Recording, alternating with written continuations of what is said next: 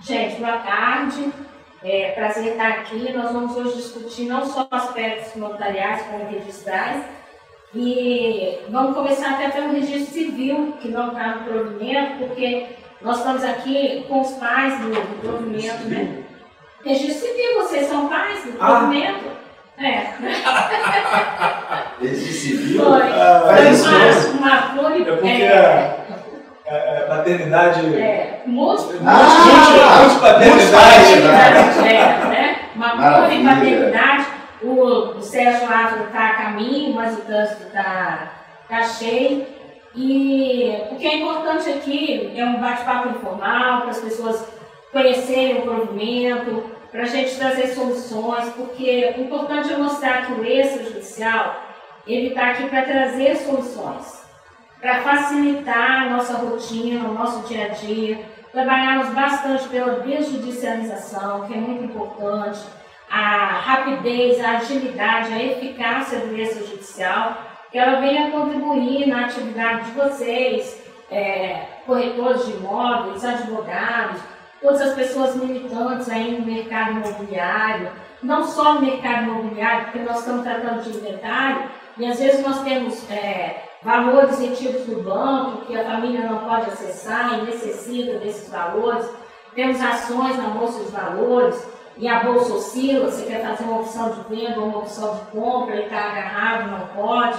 Tem N situações, veículos, então é uma gama de direitos que são levados ao inventário e que nós temos agora a possibilidade de agilizar essa transação, essa disponibilidade do bem. Uma vez que é aberta a sucessão, os bens se transferem automaticamente para cônjuges, sobreviventes e herdeiros.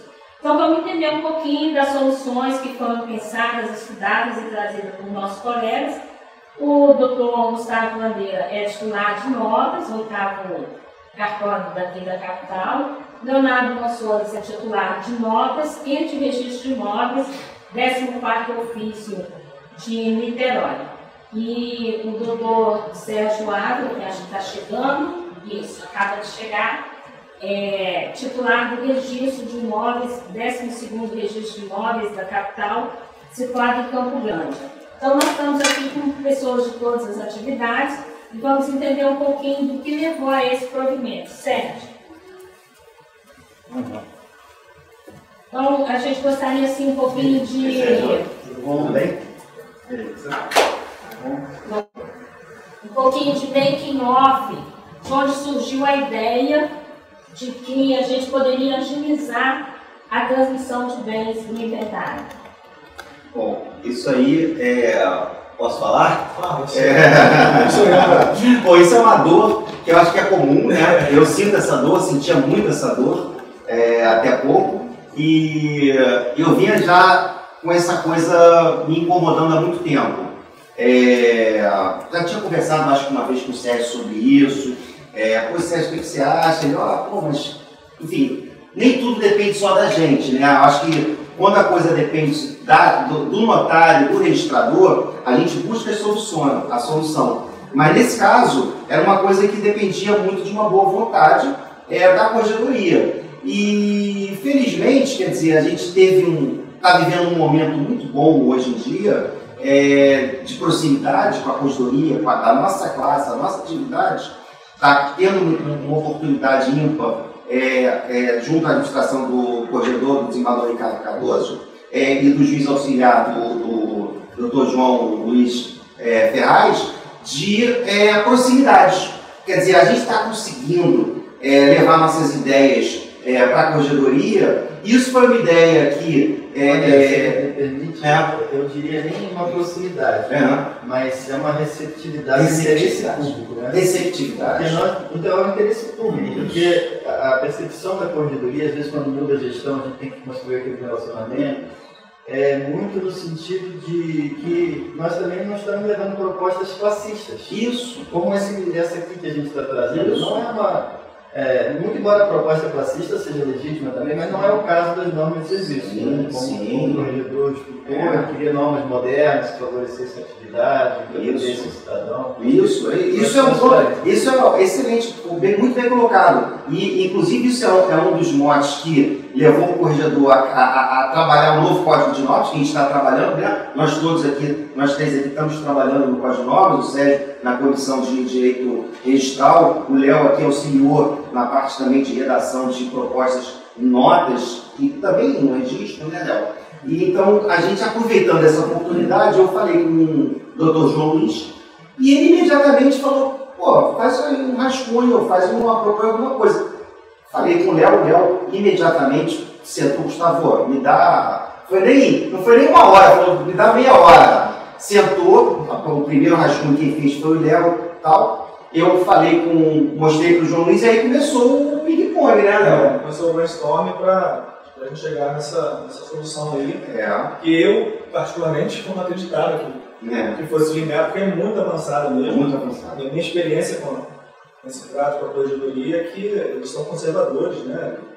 Buscam realmente, são bem legalistas, mas essa corregedoria realmente ela é diferente. Ela tem essa proximidade, tem esse interesse em ajudar, em criar soluções, em criar procedimentos que melhorem a vida do cidadão. Isso. E fiquei muito surpreso, né, com a participação do Dr. João no estudo. Ele teve uma participação ativa no estudo, a redação final, o arredondamento disso é dele. A ideia da cláusula resolutiva, da comissão resolutiva foi dele. É um ponto que eu até falei, hoje eu estava numa reunião com ele, eu falei, vou citar você lá, vou mencionar. Aí ele, poxa, que isso? Eu falei, não, mas é verdade, a gente tem que reconhecer, né? Acho que foi um trabalho conjunto aqui de nós três, junto com ele, que rendeu fruto. Com certeza. Né?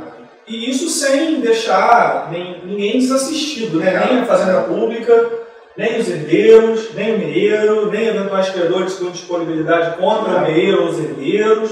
A coisa ficou tudo muito bem amarrada e eu tenho certeza que isso vai ser copiado do Brasil afora. Vai. Tenho certeza. E olha que curiosidade, os considerandos, eu não botei uma vírgula, nem o Léo, nem o Sérgio. Quem fez foi o João Luiz, o Dr. João Luiz.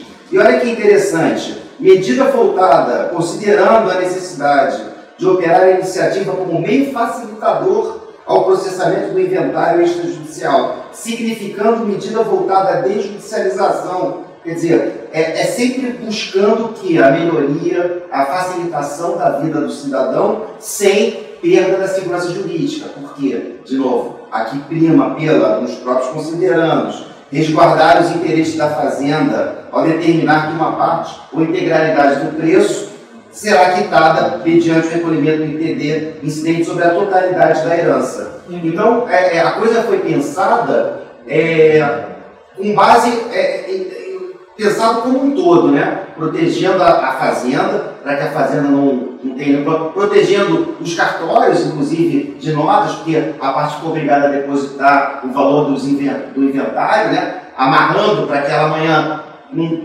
vendeu o imóvel, agora não quero mais saber, não vou mais fazer, não. Ela já pagou o imposto de tudo, né? Então, e mais do que isso, Gustavo, protegendo o interesse público, no sentido em que evita aqueles contratos de gaveta que não vão deixar de ser feitos se não tiver uma solução notarial que resolva o problema. Exatamente. Então você tem contratos de gaveta, você tem vendas de promessas de vendas de bem futuro, né? Vendas de bem futuro. Coisas com eficácia super duvidosa e as pessoas, sem ver uma outra solução, acabam caindo nessa. E que realmente acontecia isso. Você celebrava esse primeiro contrato preliminar e não se dava sequência aos inventários. E aquela situação, fica naquele limbo jurídico, não cabe o registro dessa promessa, dessa cessão. A cessão normalmente não era feita por instrumento público, por instrumento particular, e essas situações vão levando à irregularidade. Então, é muito importante que a gente traga soluções que sejam adequadas ao momento que a gente vive, porque nós temos leis que regulamentam a matéria. A lei de registros públicos de 73 teve várias alterações, mas ela não está exatamente em consonância com o momento que a gente vive, com a dinâmica que a escritura de negócios deve acontecer com essa rapidez. E o que as pessoas, né, elogiaram muito a saída do provimento e tudo, mas muitos têm dúvida como é que seria a prática dessa medida, como que nós vamos instrumentalizar, verificação de quais os bens são do espólio, vai ser só por declaração das partes, não há outra forma, não.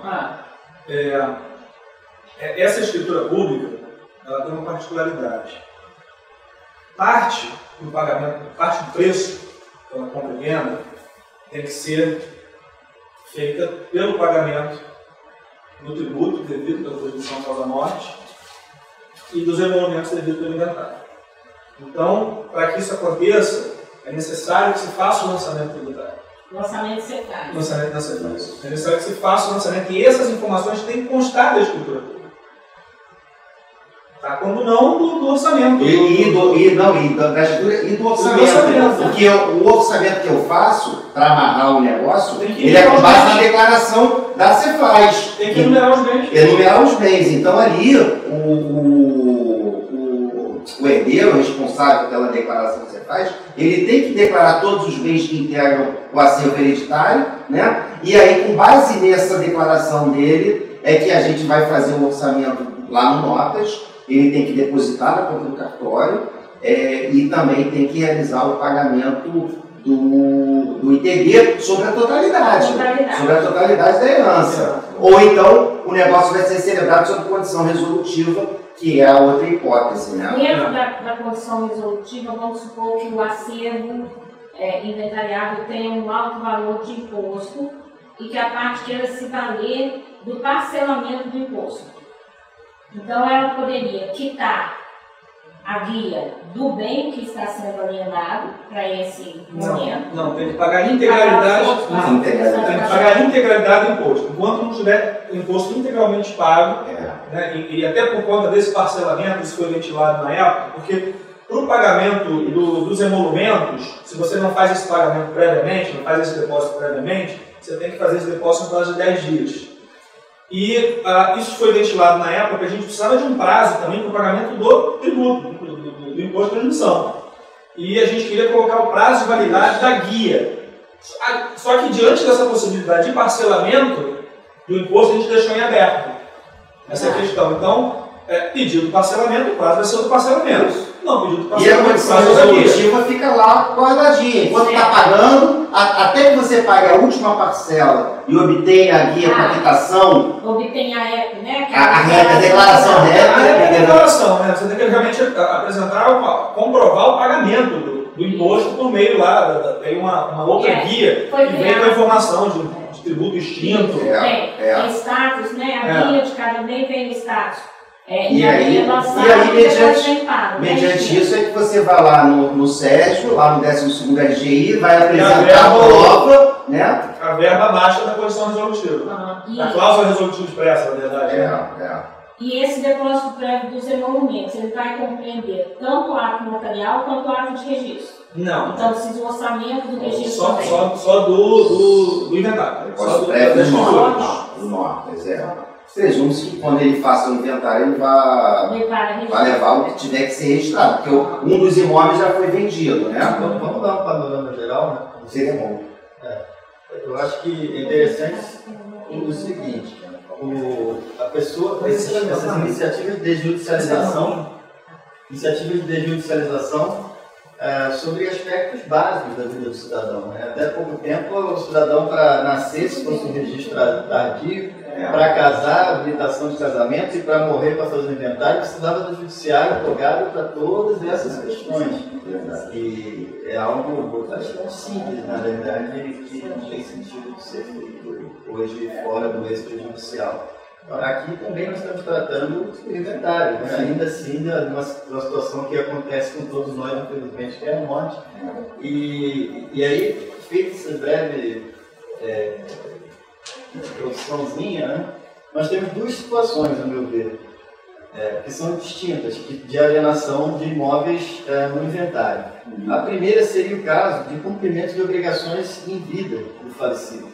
Então, falecido vendeu uma fazenda e ainda não efetivou a compra e venda por alguma razão. Pode ter uma promessa do instrumento público, pode ter só um instrumento particular, ele pode ter recebido os recursos na conta bancária, mas o importante nesse caso é que ele tem uma prova da anterioridade do negócio. O pagamento do preço. Do pagamento do preço, uma prova pública, seja pelo menos um reconhecimento de firma, a importância do reconhecimento de firma, que acaba tendo uma prova pública de data, né? Com registro em RTD, ou declaração na Receita Federal de que... Declaração no bem pelo comprador na sua declaração de imposto de renda. Isso. Porque o que nós temos que ver nesse caso é o interesse fiscal, né? Eu digo que a nossa atividade sempre está tutelando as pretensões privadas, está tutelando interesses públicos que gravitam em torno de pretensões privadas. Então, aí, nesse caso,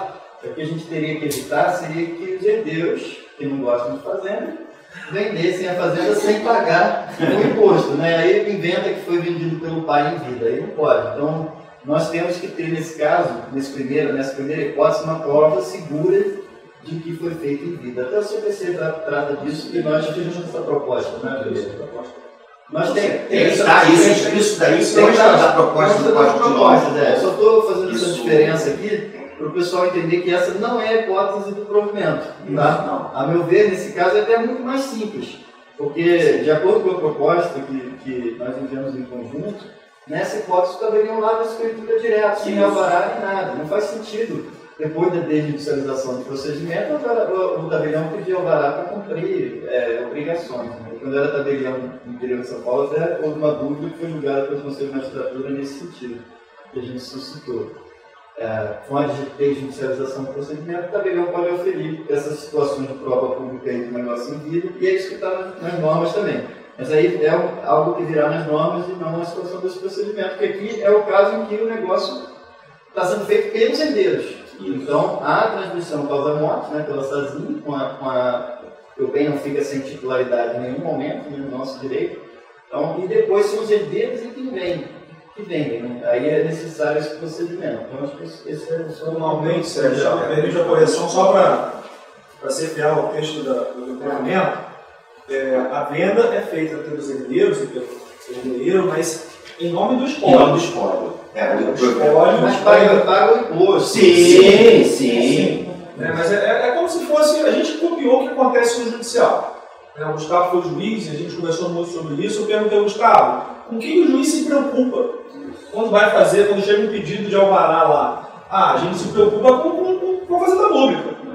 Né? Não sei se, no caso, nós temos algum credor também discutindo, não é o caso. Não é o caso. Mas, bom, fazenda pública, então vamos exigir o pagamento antecipado e vamos copiar o que tem no inventário judicial. Vamos copiar o que tem no pedido de alvará judicial.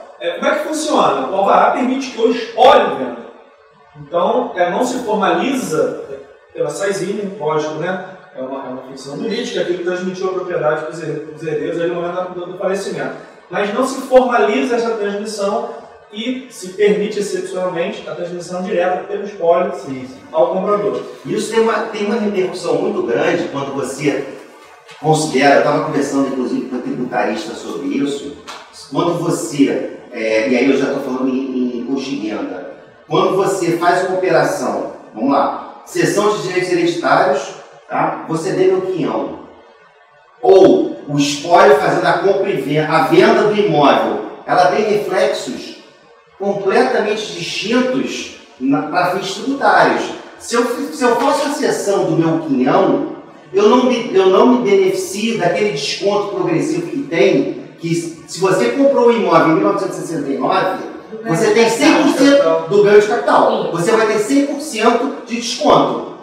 Na cessão, não. Na cessão de direitos hereditários, a Receita não aplica isso. Então, o valor de aquisição na cessão, e geralmente a cessão você faz com deságio, né? Então, você vai pagar o valor cheio, 15%, em cima do valor que o falecido declarava. Vamos agora para a compra e venda aqui do espólio. Não, o espólio vendendo, ele vai aplicar aquela tabela redutora. Agora, o imposto... Isso é importante. É importante só o seguinte, o imposto de renda tem que ser pago 30 dias após no mês que foi realizado o negócio. Tá? Você não faz. O ganho de capital. Não é para o exercício seguinte, não. É na mesma. Porque quem está vendendo é o spoiler. Isso é uma coisa. Isso é interessante, até dizer isso, só para fixar bem qual é a hipótese que nós estamos tratando. Esse provimento dá uma robustez e uma alternativa à cessão de direitos. Então, essa alienação de bens ao espólio regular aqui compete com a cessão de direitos hereditários, com uma larga vantagem. Sim. Sim. Não faz sentido mais, eu acho, a meu ver, com essa regulamentação, que você faça uma cessão de direitos hereditários de bem individualizados. Né? Não faz sentido. É mais burocrático, é mais arriscado, menos seguro. A transmissão fica condicionada ao inventário, a realização do inventário. Uma condição. Que, aliás, nas propostas iniciais a gente tinha essa roupagem, né? E a coisa foi evoluindo nesse sentido. Em que pese o nosso Código Novo está com a previsão da cessão de direitos hereditários lá, está sendo regulamentada, a cessão independente. Vai acabar essa polêmica. Essa polêmica, pode, não pode, Rio de Janeiro não abre a cessão.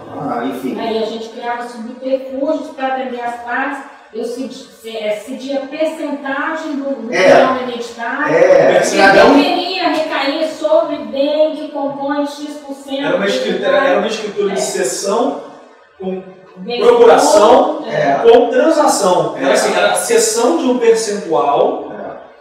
E esse percentual ele corresponderia ao valor desse bem que se quer adquirir, e as partes já transacionavam para evitar qualquer litígio que os pagamentos do inventário, do cessionário, seria feito com aquele bem. E colocava uma procuração ainda para o camarada botava uma procuração para poder representar os necessários, né? Porque no fim a exceção sempre foi possível. Mas você não conseguia formalizar, não conseguia. Eu acho que a gente tem que interpretar, às vezes, uma decisão isolada, né, que pode não ter sido ali muito bem trabalhado o assunto. Nós não temos eu concordo com você, quando todos os herdeiros estão conscientes, tem consenso, eu concordo com você. O problema é que você não consegue registrar isso.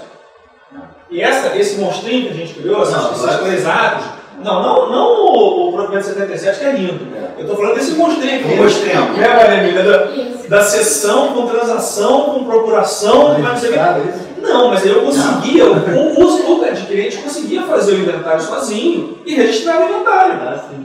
Não, mas aí sempre pode também o adquirente na seção de direitos hereditários fazer o inventário sozinho. Aqui o provimento 35, salvo engano do CNJ, ele tem uma redação que é mal interpretada. Aquela questão de que ele precisa dos herdeiros é só no caso da cessão não ter sido completa, algo assim. A nossa consolidação também tinha essa interpretação pública. É possível inventário pelo cessionário desde que todos os herdeiros estejam presentes. Presentes no ato anterior, não no inventário. Está escrito na resolução 35, não era necessário que os herdeiros comparecessem de novo e já cederam os direitos, só servia para extorquir o comprador.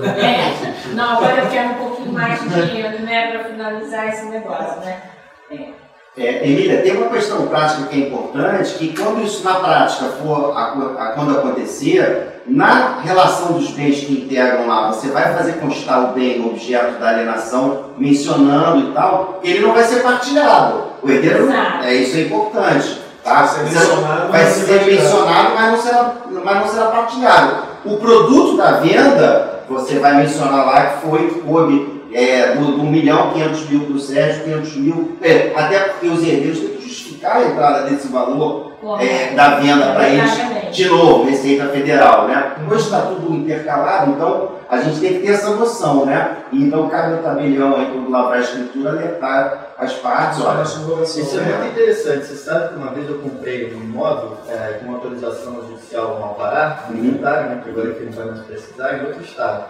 E nós depois ficamos preocupados com o inventário judicial que ainda estava acontecendo e fomos lá, habilitamos e saiu no formal de partilha de novo a sessão, muito embora a gente tivesse até registrado no nosso nome. Mas a gente tinha medo de que se não constasse lá, poderia partilhar com outra pessoa. Então é muito importante essa previsão para que o comprador não venha ter nenhuma surpresa depois, porque se o bem fica omisso, vai que depois alguém resolve fazer uma sobrepartilha, né? Porque não estava ali, complicado. Aí sai um título conflitante. Interessante essa colocação de que a venda está sendo feita em nome do espólio. Então, até o provimento fala que nós temos que ter uma nomeação de inventariante que vai representar o espólio, que pode se dar como ato prévio ou concomitante no mesmo ato, né? Aí vamos chegar essa escritura, depois chega no registro de imóveis. Vocês acham que seria interessante, então? Eu tenho lá, fulano de tal, que eu averte o óbito e depois faça o registro da venda em nome do espólio. Eu acho que justificaria, né?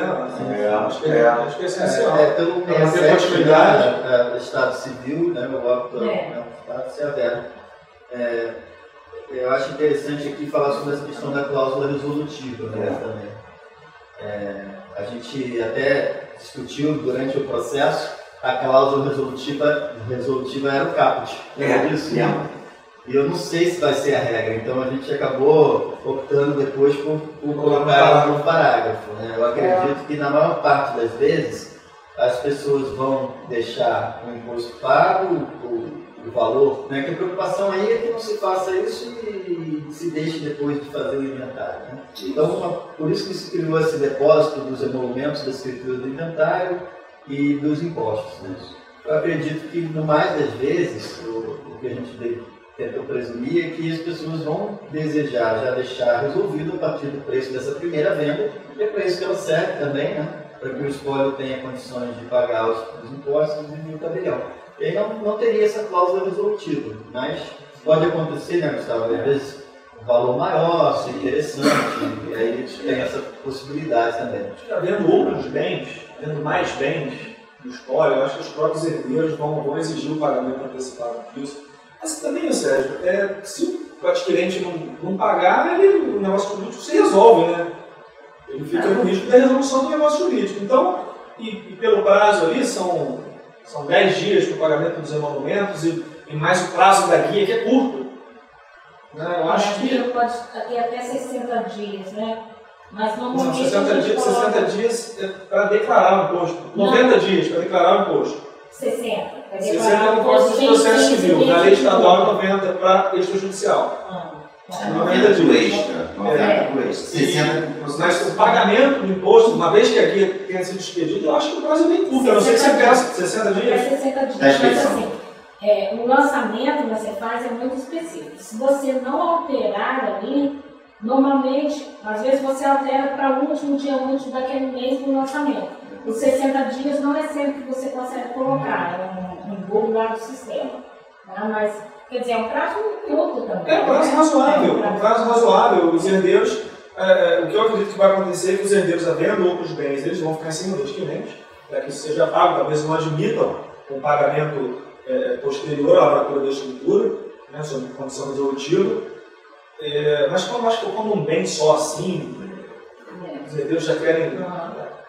Eu acho que vai ser comum quando for um bem só. E assim, uma vantagem imensa quando o valor é um valor expressivo, porque no judicial, quando tem um alvará, normalmente o resultado daquela venda tinha que ser depositado no juízo para ser liberado somente no final. Então aqui não, a gente tem toda uma dinâmica para atender a vontade das partes, a finalidade do bem, que é estar no mercado, gerar renda, gerar frutos, né? Era condicionado judicial, geralmente o juiz manda condicionar ao depósito judicial. Isso aí é bem lembrado. E aqui a gente não vai ter essa. E mal bem está tudo amarrado. A partir do momento em que você é obrigado a fazer o depósito dos emolumentos do inventário, não vem o sentido lógico do sujeito vender abaixo do preço, o valor total do imposto e dos emolumentos. Depositou e vai abandonar, porque se ele não fizer o inventário em 90 dias, ele perde o valor dos emolumentos. Então, assim, eu não vejo sentido lógico, ainda mais agora que temos mudança de tabela aí, os valores vão ser, inclusive, né, mais significativos. O sujeito abandone, não faça o inventário. É importante que se diga o seguinte: existe uma segurança para o adquirente nesse sentido, tá? Acredito que vocês todos concordem. Se ele pagar o preço, a cláusula resolutiva é cancelada. Ou se ele pagar, ou se ele pagar posteriormente, o negócio dele perfeito. O que se perde apenas é os emolumentos necessários.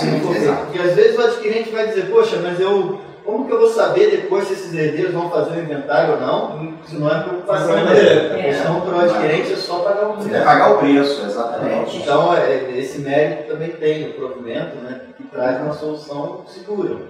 Para que os imóveis possam, como a Maria falou, voltar ao tráfego jurídico, né, voltar a produzir o que tem da sociedade. Sérgio, abaixa da cláusula, quando houver cláusula condição resolutiva no RGI, acredito que não vai ter grandes problemas. A pessoa vai levar lá a comprovação do pagamento, o registrador então faz uma verbação para tem que afirmar, né? A verbação sem valor econômico. Sem valor econômico.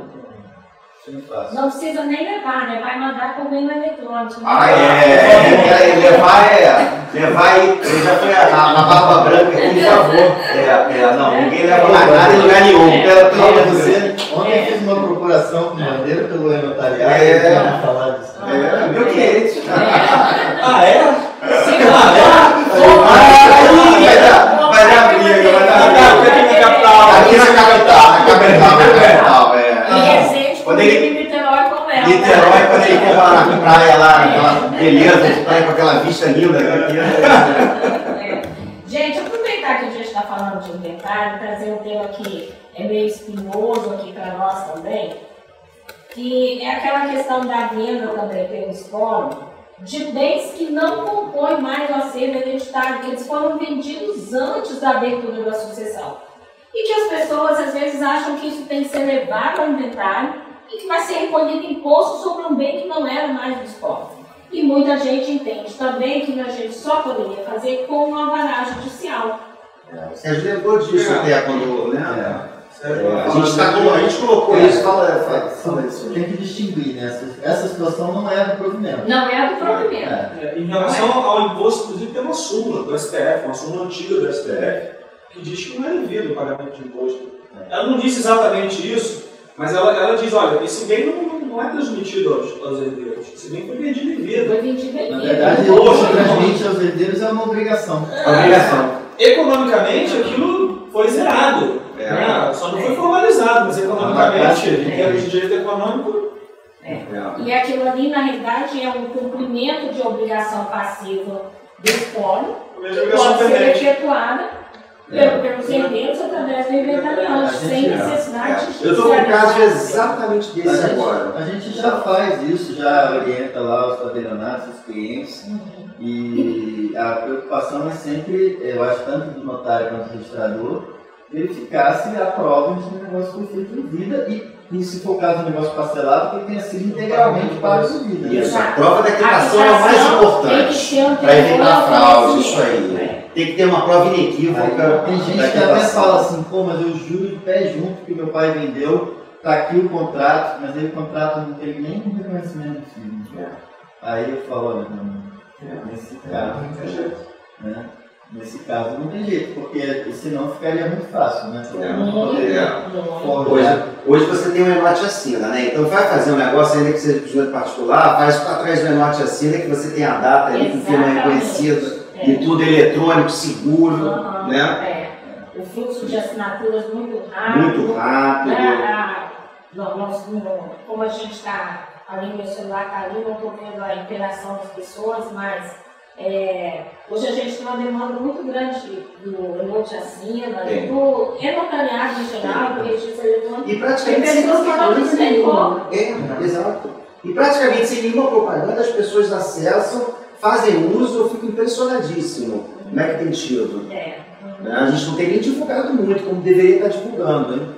Por isso, aproveitei aqui o momento para falar um pouco desse caso que você falou, Emília, do bem alienado em vida pelo autor da herança, é muito simples. O tabelião simplesmente vai coacionar na escritura essas provas.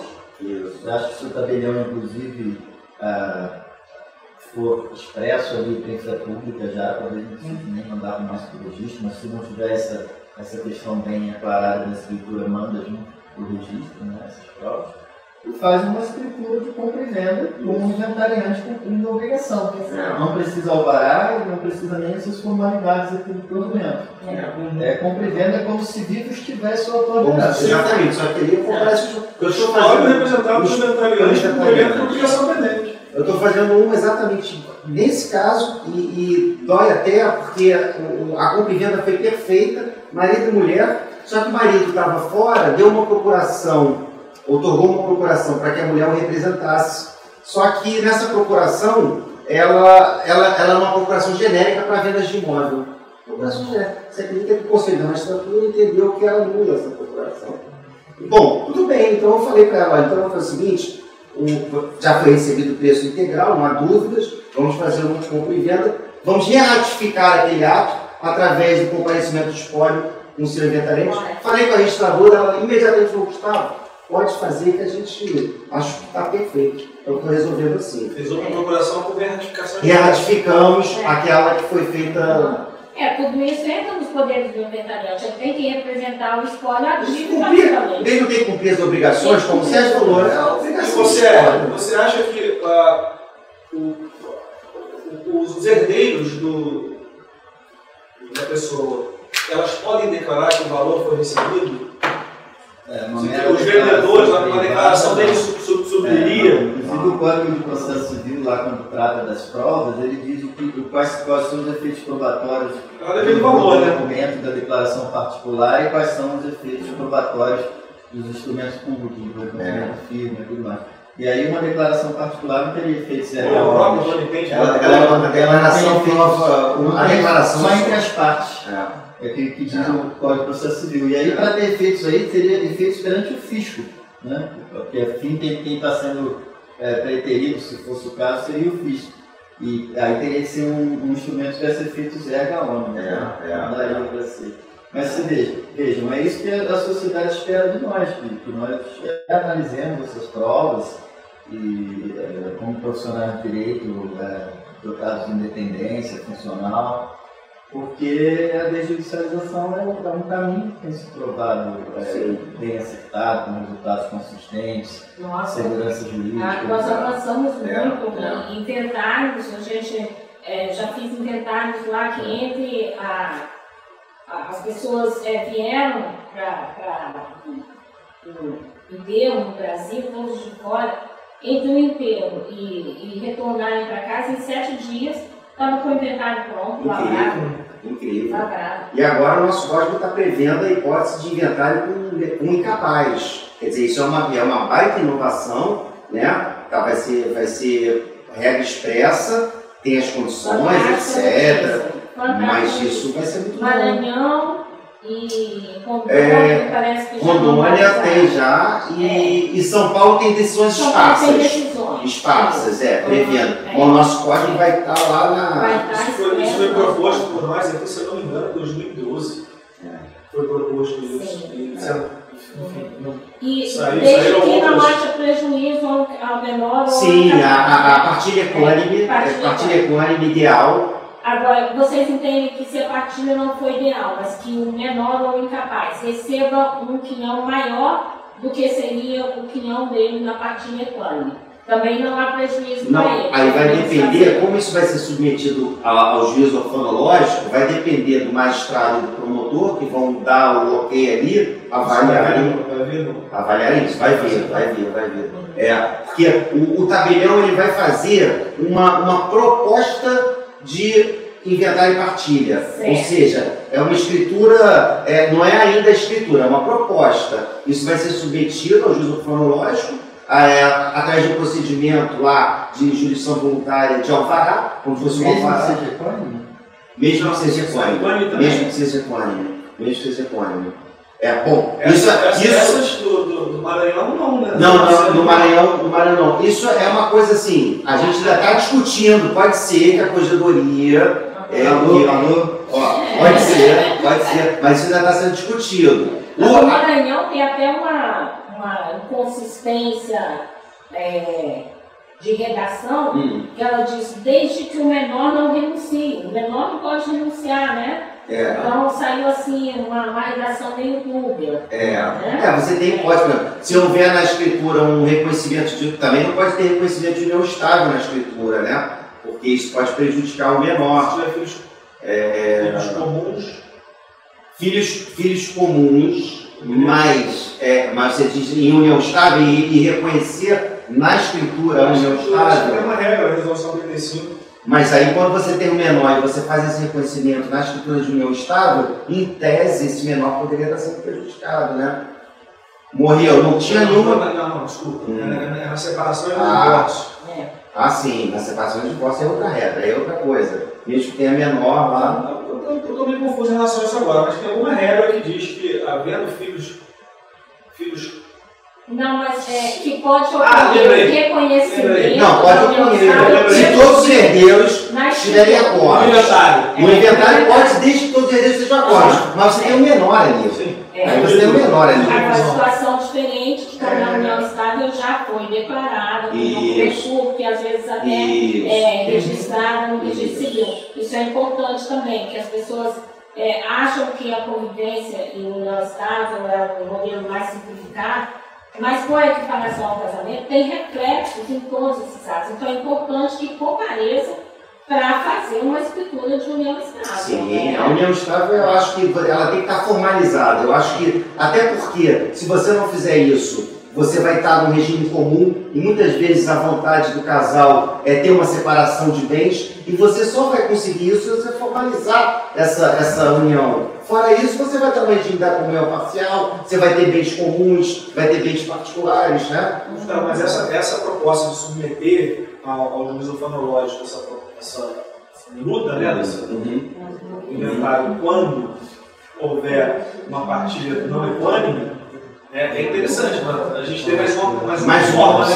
Agora, havendo partilha equânime em que objetivamente não há prejuízo, não há nem porquê, né? E sobretudo havendo já precedente de outros estados autorizando isso, acho que devia brigar. Eu não sei se em São Paulo a partilha não equânime se é autorizada. Acho que isso foi agora. No Maranhão. Isso é do Maranhão. Mas São Paulo tem... O Maranhão não condiciona. Partilha equânime, São Paulo não equânime. Porque é o seguinte, por exemplo, lá no cartório mesmo, eu tive um caso em que eram diversas sucessões e acabou que um dos herdeiros, um neto, né, menor. Mas eles fizeram um acordo de partilha ali, o pai representando o menor, e que o menor receberia um quinhão maior. Receberia um quinhão maior. E a partilha equânime, às vezes também, isso até na prática da advocacia e no cartório, a gente indica, gente, aproveita o inventário para fazer também já um planejamento sucessório sobre esses bens. É muito comum, as pessoas chegam lá e falam assim, papai faleceu, tudo que ele e mamãe construíram vai ficar para a mamãe, nós não queremos nada. Vocês têm filhos? Temos. Então vocês não podem renunciar, porque são todos da mesma classe. Renunciam, tem que chamar a classe subsequente.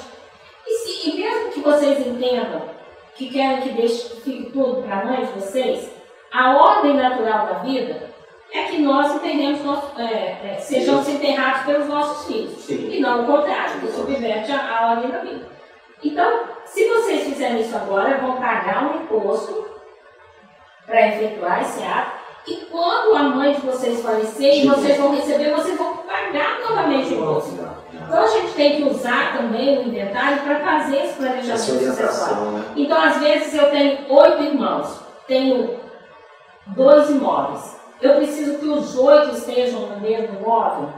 Não, eu posso ter 4 em um, 4 em outro, eu posso fazer essa... Quando eles falam assim, tudo queria que ficasse para a mamãe, digo assim, vamos pegar o que é ativo, mais fácil, dinheiro, e vamos deixar para sua mãe e os imóveis ficam para vocês, para não ter uma sucessão futura. Tá? Então, às vezes, o menor nisso pode receber uma fatia maior do quinhão. O que você está falando é interessante, porque às vezes, imagina, vamos supor que não tem acidente, sejam só menores. Tem lá 5 menores e 5 apartamentos que por acaso são mais ou menos ali no mesmo valor.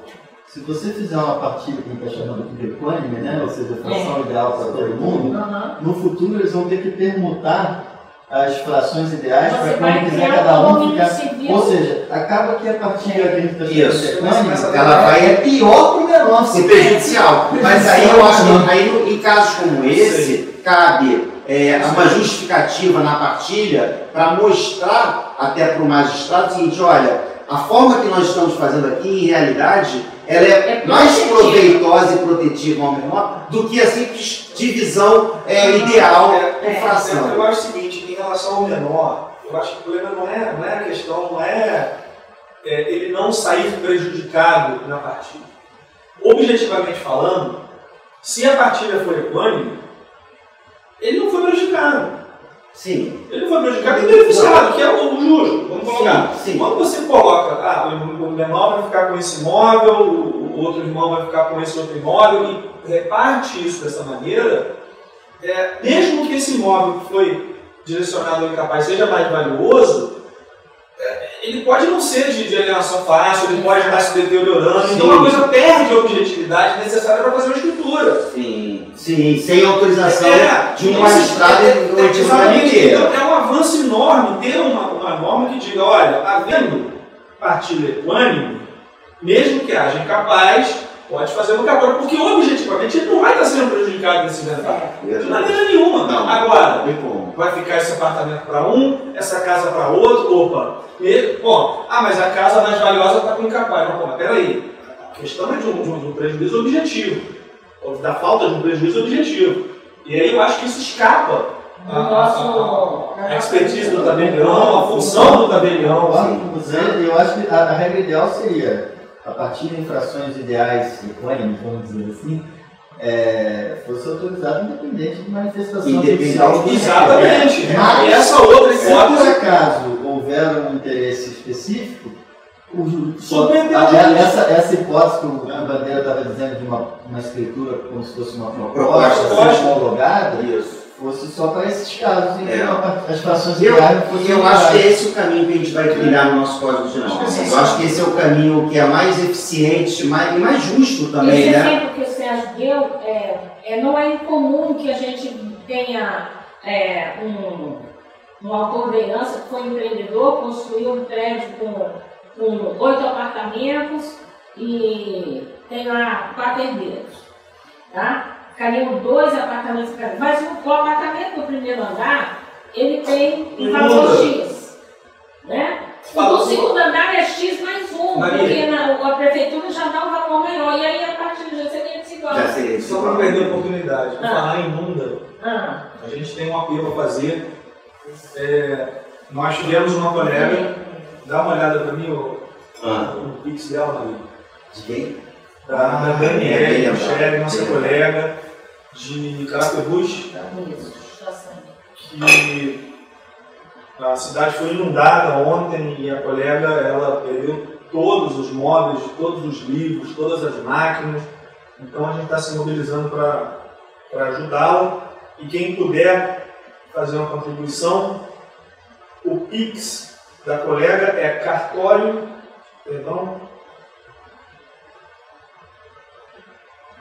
alguém lembra? Cabeça? Cartório, Carapebus, não tem. @gmail.com. Cartório, Carapebus, @gmail.com. Qualquer contribuição ajuda. Não podia deixar de dar esse recado, uma colega tão querida como a Dani. Cartório Carapebus, @gmail.com. É o registro civil dela, né? É ofício único. Eu vi as imagens, são ofício único, é muito triste. Deu tudo e a gente, o Sérgio está se mobilizando, né, Sérgio? Mandou aqui. O Sérgio mandou lá para fazer o levantamento, o Celso ficou de mandar alguém do protesto lá para ajudar. É uma boa notícia, a TI conseguiu recuperar um backup de ontem. O HD, mesmo debaixo d'água, era selado, então em termos de dados não perdeu nada. Que bom. Não perdeu nada mesmo. Vai ter que reconstruir todos os arquivo físico. A cidade está em calamidade, né? A água subiu ali 2,5 metros. A cidade toda embaixo. Não dá nem para chegar na cidade, né? E está sendo feito, eu estava na corredoria há pouco, está sendo feito também como se diz para expedição de identidade, itinerante. Tá? Eles estão vendo se, parece que o cartório, o primeiro RCPN do primeiro distrito de Campos, que é perto, tem essa possibilidade de emissão de uma corredoria. Já está funcionando, o distrito também. Né? Então, que bom. Bom, o Sérgio recebeu aqui uma demanda aqui sobre a questão do provimento, voltando a ele, né, da indisponibilidade. O que o Léo estava dizendo no início, né, é relevante nesse sentido. Acaba que aqui o espólio é realmente formal, não tem personalidade, mas aí ele vai fazer a venda, né? Muito embora, assim, do ponto de vista mais estritamente jurídico, quem faz a venda são os herdeiros, porque o bem é transferido para a morte. Mas o espólio acaba formalizando essa venda, como a gente estava discutindo. E nisso poderia ter um problema, porque acaba que nós estamos abreviando o trato, que de fato ocorreu, mas formalmente ele não vai ocorrer. E se tivesse um credor, por exemplo, né? Por isso que aqui no provimento essa alienação não vai se poder efetivar quando tiver uma disponibilidade em nome de alguns herdeiros. Então, o do meio. O do meio. Né? Então, quando também for fazer essa escritura, muito embora o alienante seja ali ainda o CPF falecido, ele vai consultar também as indisponibilidades em nome de todos os herdeiros envolvidos ali, herdeiros. Isso é importantíssimo. Isso evita fraude. Importantíssimo evitar fraude. Senão você abre uma porta para uma fraude que vai...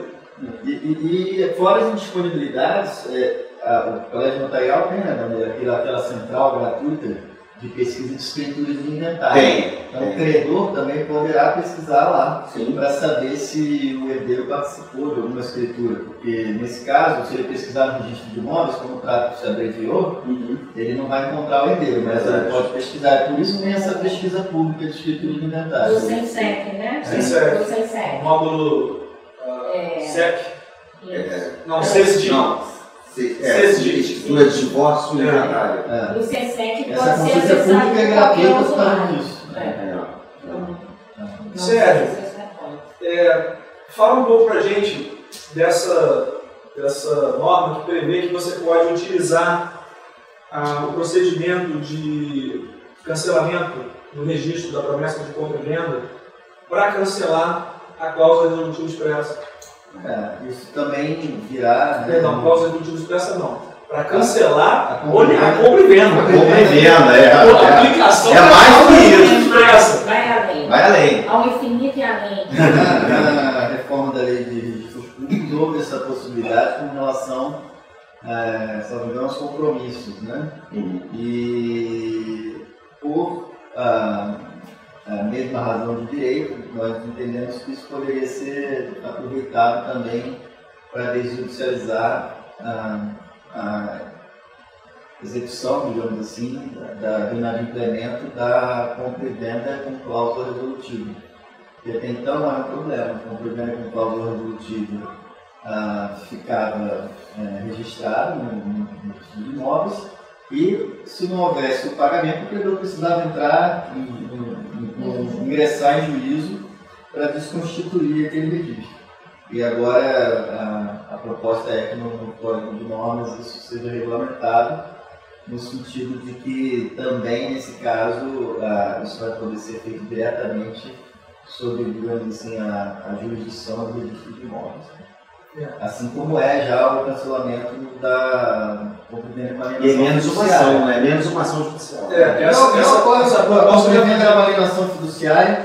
Já ocorre também o cancelamento do compromisso. Na hipoteca perênica também. Isso, na verdade, isso já veio no Código 77. E é aplicável não só para essa cláusula resolutiva aí, como para qualquer outra cláusula resolutiva. Que é o que você está falando. Lá no final. O segundo parágrafo. O último, né?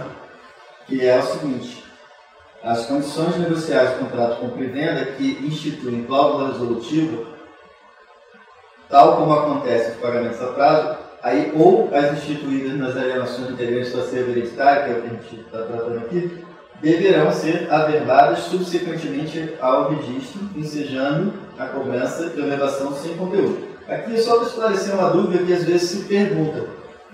A cláusula resolutiva é mencionada no próprio ato de registro ou em ato separado? No aqui ficou em ato separado, porém sem valor econômico. Qual que é a vantagem disso? Não vai doer muito, porque sem valor econômico. Mas, por outro lado, destaca, não corre o risco de ficar perdida e também é mais fácil de cancelar, porque dependendo da redação, se o registro móvel cancelar o R7, alguém pode ficar na dúvida, pô, mas será que Cancelou a compra e venda? Fantástico. Cancela. Agora, isso É o 556B. Ah, tá. 556B, é o penúltimo artigo. Ah, tá. A resolução do negócio jurídico ao qual o postulador resolutivo expressa poderá ser realizada perante aplicando o procedimento. Essa era uma proposta que eu te confesso que não tinha me atentado ao fato de que ela já foi acolhida aqui. Então, ela estava lá nas propostas que eu vi de normas. E não só para essa hipótese aí, para qualquer hipótese de causa resolutiva. Sim. Quer dizer, uma interpretação aqui ampliativa ao artigo 251A, que foi a reforma da lei 2015. É muito boa essa medida também. Isso é um incentivo até a outras compras e vendas com cláusula resolutiva. Às vezes até se pensar, poxa, será que eu faço uma promessa de compra e venda ou faço logo uma compra e venda com uma cláusula resolutiva? Né? Já que hoje eu tenho um facilitador Tem facilitador que às vezes... O RGI, de cancelar direto, porque antes isso tinha judicial. É mais um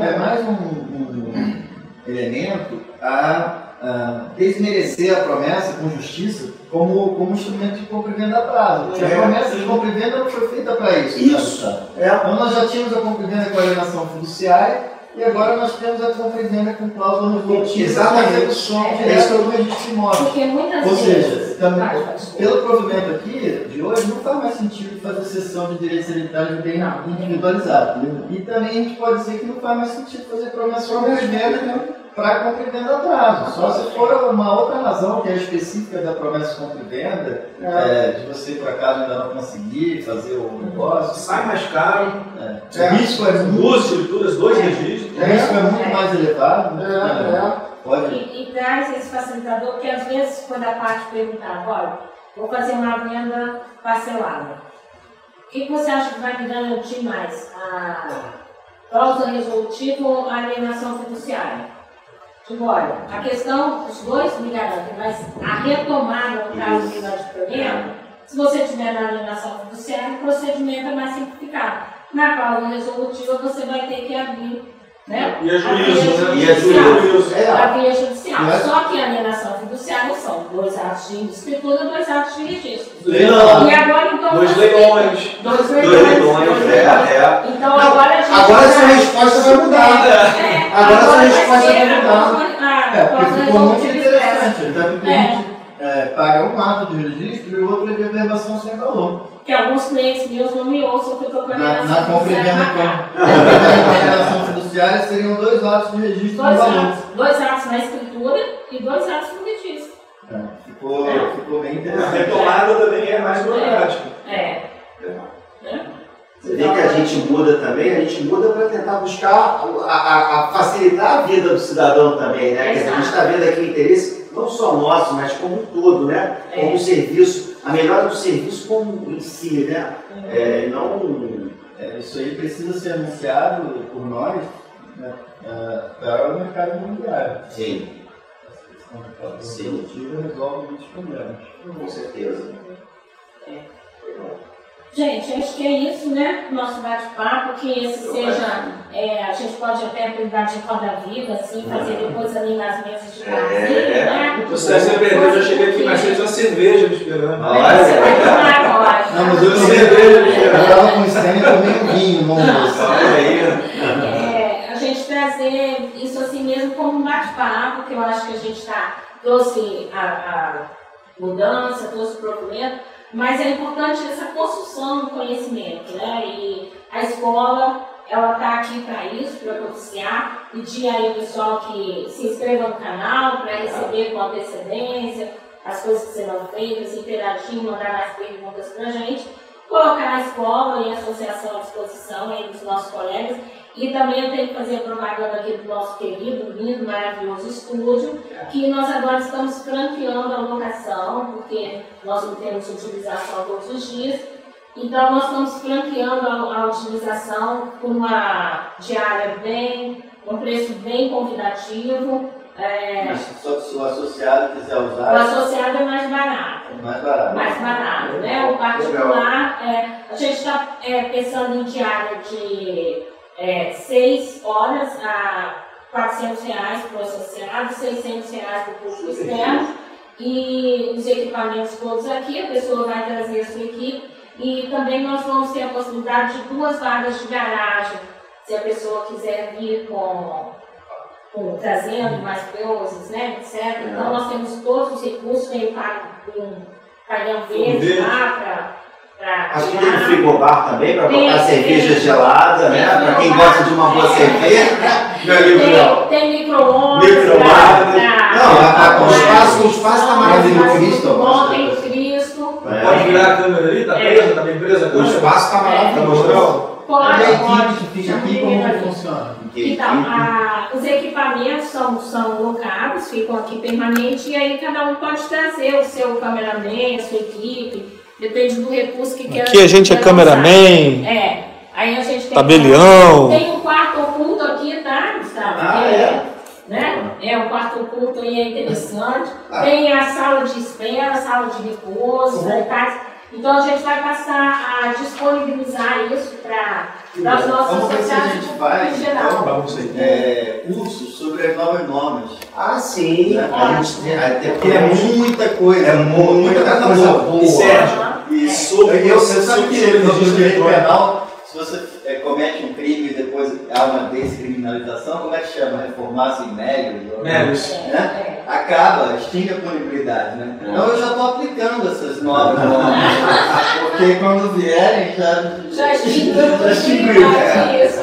Reformar-se em méritos. É tanta coisa boa que está difícil de agradar. Tem que fazer uns cursos sobre isso, né? Vamos fazer. Sobre o registro eletrônico também. Eu vejo que o pessoal tem muita dificuldade com assinatura eletrônica. Só um minutinho que a Thaís está aqui, deixa eu dar um recado. Já fizemos alguns, né? Mas eu acho que é uma coisa que tem que insistir. Thaís, vem cá, minutinho. Não, já é um em geral, a gente está querendo utilizar bancos que querem utilizar, mas que não acertam um tipo de assinatura, não acertam um tipo de documento. Só avisar que você vai dar É incrível, eu acho que, por exemplo, o banco. Poxa, hoje com o Enote Assina, o banco poderia usar o Enote Assina para os instrumentos dele? Olha aí. Tudo bem? Tudo bem, você? Tudo certo. Então, gente, Thaís é nossa colega, também é registradora de campos, e é a rainha do ato eletrônico. Eu estou aprendendo com ela. Não, ciumeira. Então, a gente já vai deixar marcado aqui também um bate-papo com ela sobre a praticidade. Pode eu até ser ela de estado, vamos sobre a praticidade dos atos eletrônicos e as soluções que tem, a facilidade.